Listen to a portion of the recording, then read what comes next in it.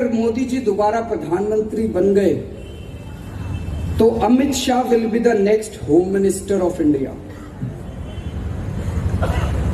पिछली बार अमित शाह चुनाव नहीं लड़े थे लोकसभा का, इस बार लड़ रहे हैं, गांधीनगर से लड़ रहे हैं।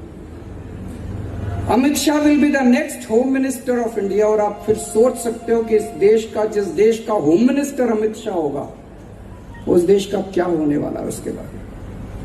पर अगर अमित शाह देश का होम मिनिस्टर बन गया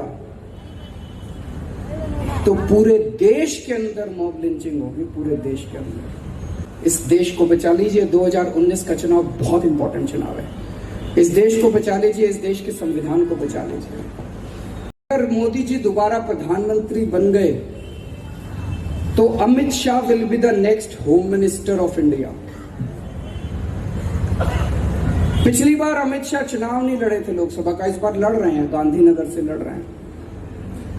Amit Shah will be the next home minister of India. और आप फिर सोच सकते हो कि जिस देश का होम मिनिस्टर अमित शाह होगा उस देश का क्या होने वाला है उसके बाद। पर अगर अमित शाह देश का होम मिनिस्टर बन गया तो पूरे देश के अंदर मॉब लिंचिंग होगी, पूरे देश के अंदर। इस देश को बचा लीजिए, 2019 का चुनाव बहुत इंपॉर्टेंट चुनाव है। इस देश को बचा लीजिए, इस देश के संविधान को बचा लीजिए।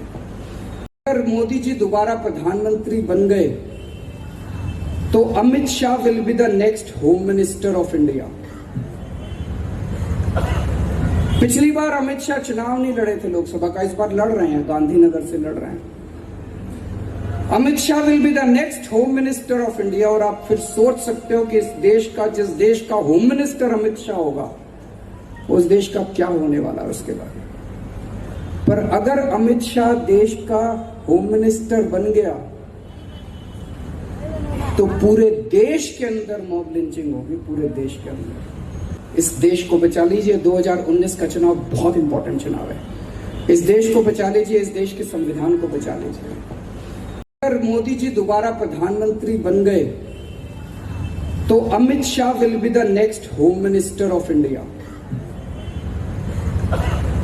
पिछली बार अमित शाह चुनाव नहीं लड़े थे लोकसभा का, इस बार लड़ रहे हैं, गांधीनगर से लड़ रहे हैं। Amit Shah will be the next home minister of India. और आप फिर सोच सकते हो कि जिस देश का होम मिनिस्टर अमित शाह होगा उस देश का क्या होने वाला है उसके बाद। पर अगर अमित शाह देश का होम मिनिस्टर बन गया तो पूरे देश के अंदर मॉब लिंचिंग होगी, पूरे देश के अंदर। इस देश को बचा लीजिए, 2019 का चुनाव बहुत इंपॉर्टेंट चुनाव है। इस देश को बचा लीजिए, इस देश के संविधान को बचा लीजिए।